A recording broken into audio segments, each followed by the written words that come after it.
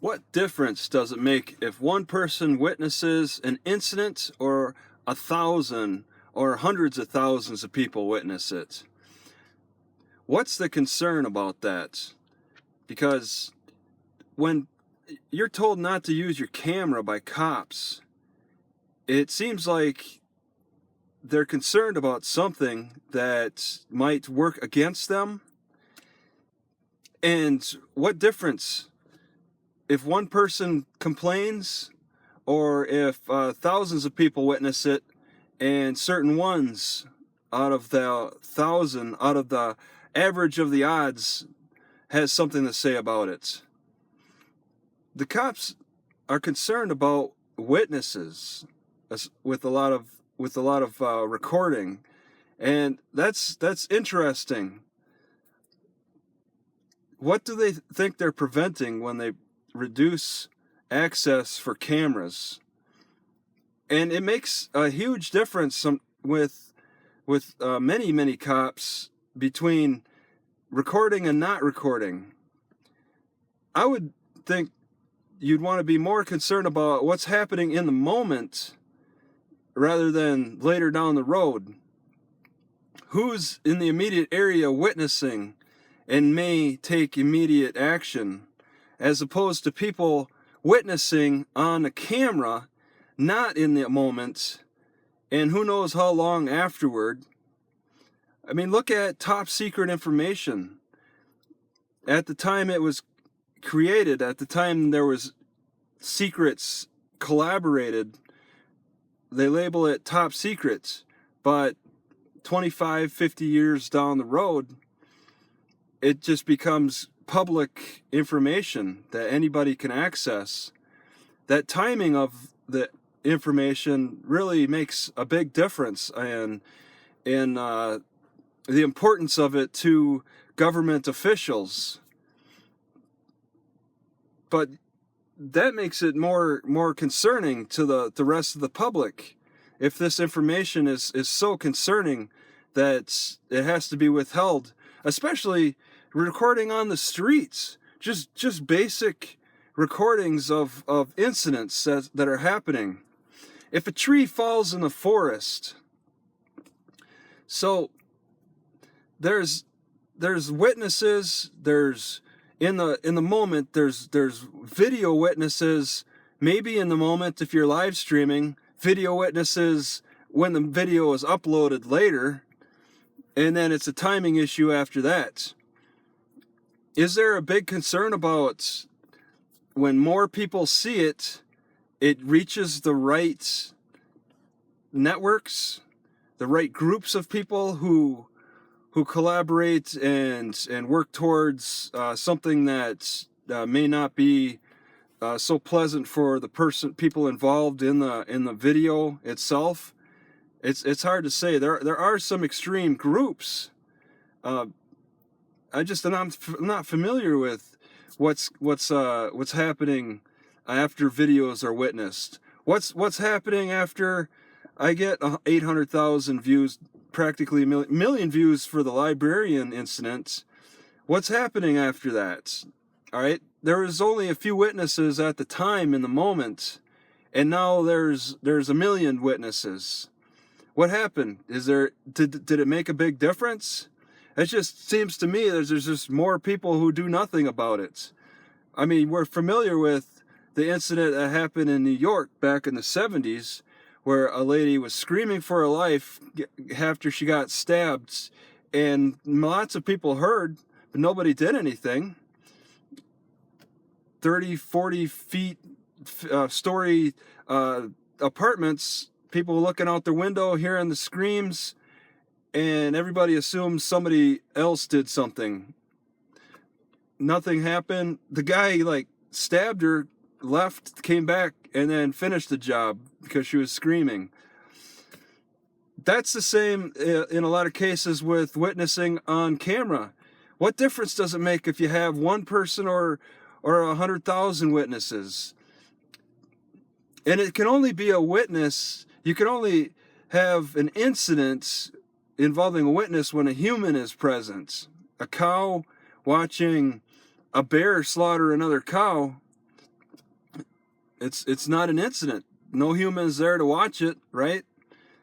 So it's all human paranoia, human psychology we're dealing with here. A lot of other animals just don't have the type of morality and sense of this type of shame or privacy, the need for privacy as much as humans. Wild animals just want to keep their distance.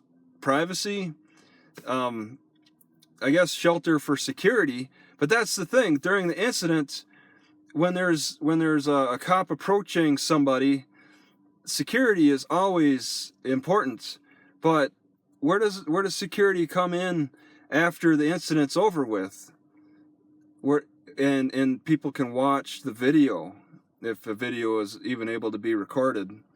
I just don't understand. It still goes on today, and really it lends to misbehavior on the cops' part. Cops line up to have themselves recorded rescuing a baby from a house fire. That's good publicity. So it's a lot of publicity. It's a lot of politics. And you could cite, it's my First Amendment it's my First Amendment rights to be able to record whenever, wherever. I'll record within reason. 10 feet is the distance or something. But there's a lot of politics involved too with the Constitution. There's a lot of politics that went into the construction of it and then the application of it. You can write it, then you got to enforce it. There's the difference with that. Witnesses, whatever the type, the amount, in the medium of the video, it doesn't, and then the timing of it too. It's a completely different scenario, unless if it's live stream. Then you got the call floods, and that's interesting. But still, when there's an incident, maybe a domestic disturbance, and people are disturbed, domestic violence, in the moment, you want to separate people, calm the situation down, get the stories in order, see who's the threat. If there's a live stream going on, yeah, you can have people witnessing it. If they know where the people live, they can order pizzas to the house. I know they did that with Dorner, when Dorner and the LA cop, Eric Dorner, the cabin that he went to, the address was leaked somehow, and they're ordering pizzas to that place. Live stream kind of brings people in the moment, but that's more witnesses who are keeping their distance. Cops need that line of a cordon of security. They have to cordon it off for evidence for their investigation. But how does the camera trespass into that cordon, into that safety, that new safety zone? If there's a fire, they want to create a safety zone around it. The camera can't trespass into that. So suppressing camera use, even today, you can't film in here and all of that. Maybe there's that incident. There's an argument that you could be casing the joint. I hear that a lot. You could be surveilling the property with the camera, getting your measurements, so you know that you take so many steps to get to this door, and this window looks fragile. This window looks fragile in this section, and so I'm recording that and making some blueprints. Casing.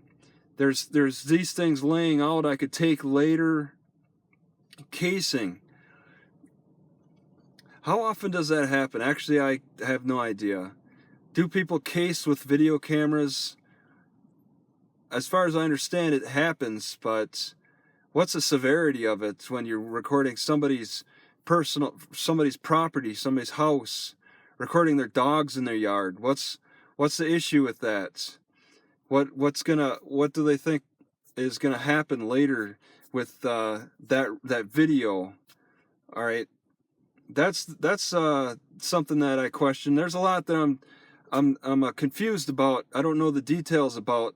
Top secret information doesn't get leaked till later, and the use of cameras in today's world, those kind of cases really aren't being brought out to the public. What's going on? What's actually going on with the camera usage? It's all paranoia right now. You could be doing all these ulterior things, bringing certain groups together, casing the joint out with terrorist activity and all of that. And that's something that may not have happened in the past so much. And with the drones being able to fly over properties and gather information through the spying techniques and planting cameras and stuff. But a person holding a camera casing, that's an argument that I would like to learn more of. All right, I don't want to stop at just hearing, oh, they're casing. I want to know examples. What problems has that led to later on? All right, that's something I just don't understand, that with camera work.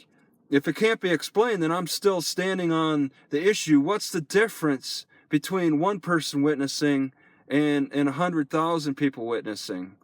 I don't see a big problem with that. A camera's not a weapon, and that's the thing. The cops treat the camera in today's world as though it's a gun. You got to be disarmed from your camera because you're shooting. That's what words we use. We call it shooting video. So it's transcending. The camera is transcended from the gun.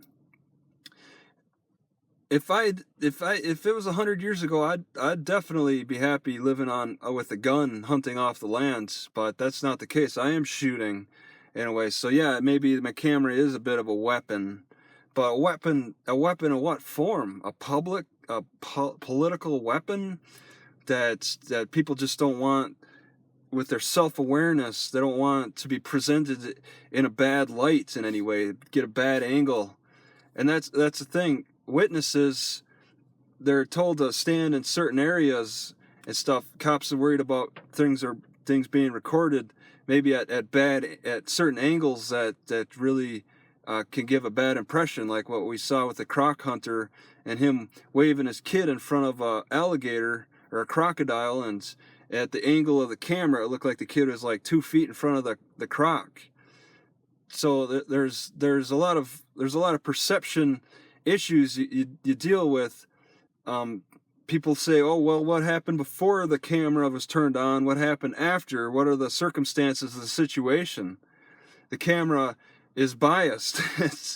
There's those arguments. So don't allow the camera, because it's just going to give you biased information anyway.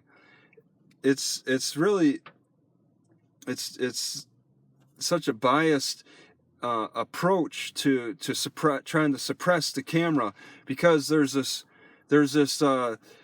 issue that could cause some questions about what was going on. You have things happening off camera, and you only capture so much on the camera. Well, that's going to give some bias. News reporters do that all the time. They'll crop certain sections of the video just to take out the context, the whole context of the situation, so they can focus on their agenda. Cameras, when you edit, can give you an agenda. You can form an agenda with that, and the authorities don't allow cameras because of those editing issues. But still, we have to allow some forms of presentation of the situation. All right, there's got to be a medium that people can agree on, instead of completely suppressing the cameras to only certain outlets, to only certain people.